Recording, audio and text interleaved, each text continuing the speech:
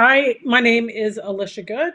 I'm also a television producer based in Los Angeles, California.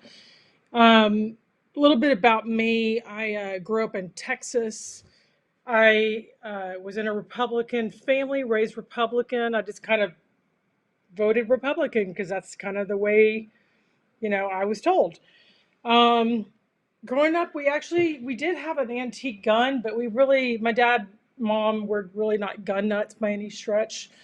So I never really had them around. But as I got a little older, I did have a lot of friends who hunted, and it was very normal that for hunting to go on these hunting trips. So at one point in time, I actually got a hunting license to go hunting with my boyfriend for the first time. And I will tell you, the first thing he made sure that I knew was gun safety. And I was, gosh, I think in my early to mid 20s. And, not much after that. Hunting really wasn't my thing. I didn't really continue doing it. After that, many years went by. I moved to places like New York and LA, where people are just not gun nuts like the South, just to be frank.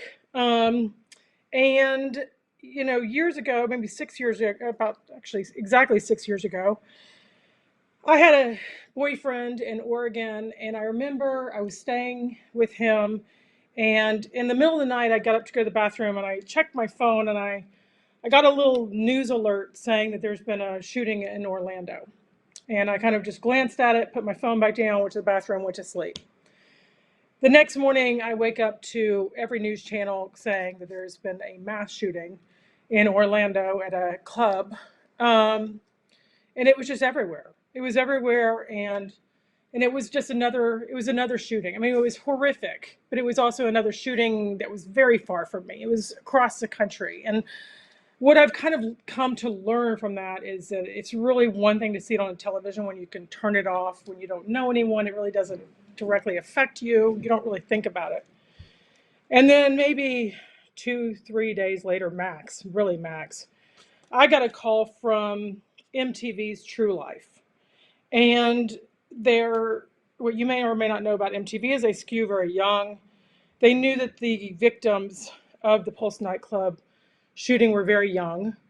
And they asked me if I would fly to Orlando to cover and find survivors and family members um, who escaped with their life, basically, just to be totally blunt. And I agreed to the assignment within, another 24, 48 hours. I had flown to Orlando. We're talking not even a week. It was maybe 4 or 5 days after one of the biggest mass shootings in this country. And what you may or may not know is that they release the name of the deceased. They don't release the name of the survivors. So I found myself going to the location and the memorials because Pulse nightclub is on this main street that leads to downtown. And within 2 or 3 blocks, from what I remember, was the hospital. And so in front of the hospital, they put 49 crosses of the victims. And there were memorials popping up everywhere. And I remember going to these memorials and just seeing people sobbing. And and honestly, I was there too soon. I mean, it was days after this massacre, and I'm tapping on people's shoulders and asking them, "Did you know somebody? Did you know somebody? Were you there?" And it was awkward, and it was uncomfortable, and it was really um, inappropriate. Honestly, it was inappropriate.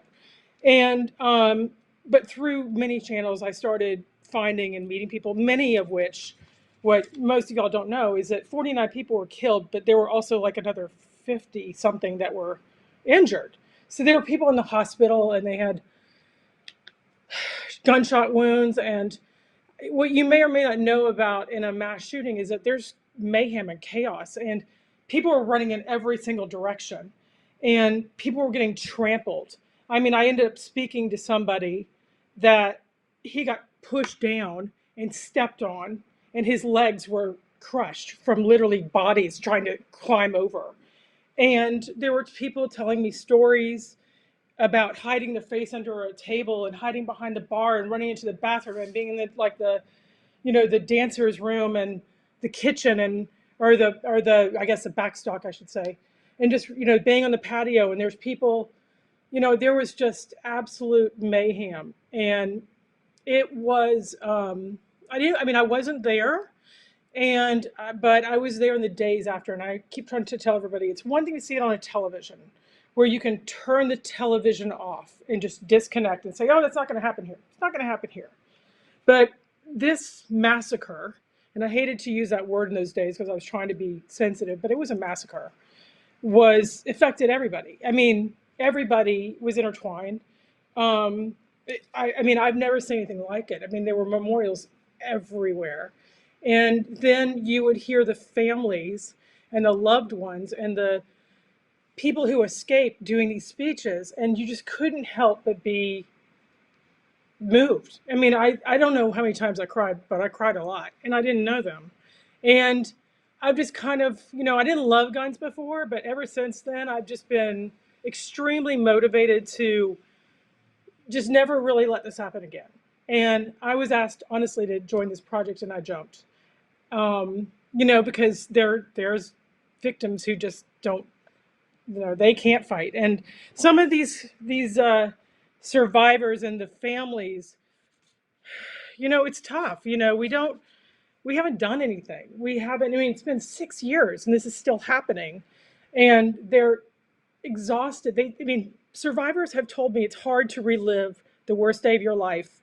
And they get asked every single day in the last 6 years about what happened, how was it? And he said it's hard to relive and relive and relive, and then nothing's ever done.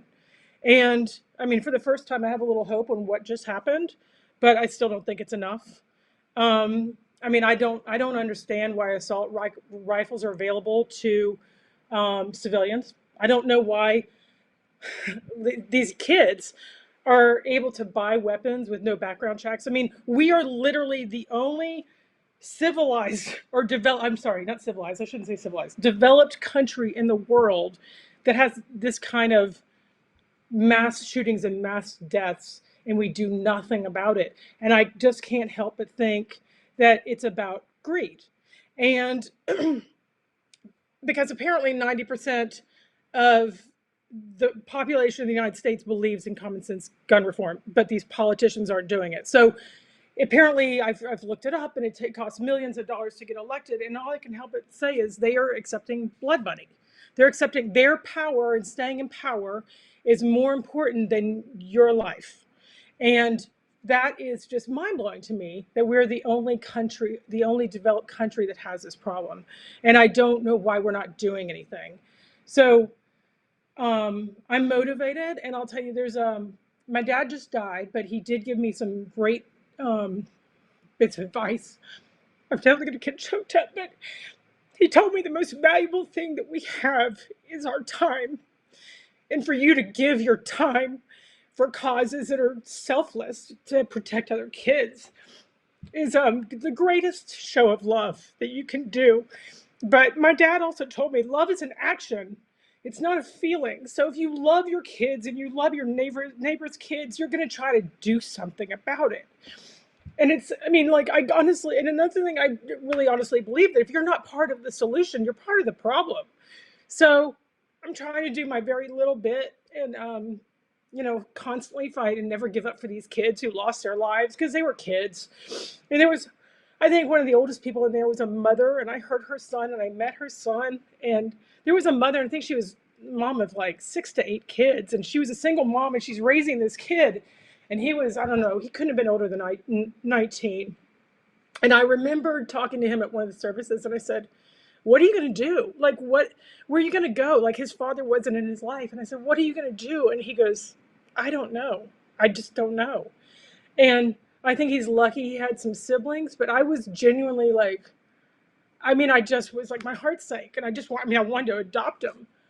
I just wasn't in the place I could. But I mean, I feel like to this day, I follow him, and he seems to really be getting on with his life and doing well. But, it just made my heart sink when, you hear these constant stories. And I mean, the stories I heard of other than being shot and crushed and the 6 surgeries. And then, one person told me that he ran and he didn't know where his boyfriend went. And he later learned that his boyfriend had just, in self-defense, raised his hands up, and he had been shot through the hands and the face 20 times. Basically, his face was blown off, and you just can't ever like imagine how painful that must have been for him. And just the thought of this is, it just makes me so incredibly sad. So, like, you gotta step up. I mean, we need to raise the minimum age to buy weapons. We need common sense gun reform. We need to get weapons of war out of civilians' hands. Like, why does anyone need that? Like, I've never heard of anybody ever hunting with an AR-15. I don't get it. That's people. And then, I know this sounds corny. I saw a meme the other day that said, people love to throw up the argument of like, guns don't kill people, people kill people. Like, well, if a kid was hitting another kid with a stick, you'd blame the kid, but you'd still take the stick away. So if the NRA can't be part of the solution, they are part of the problem. And they used to be a gun safety group, but they're not anymore.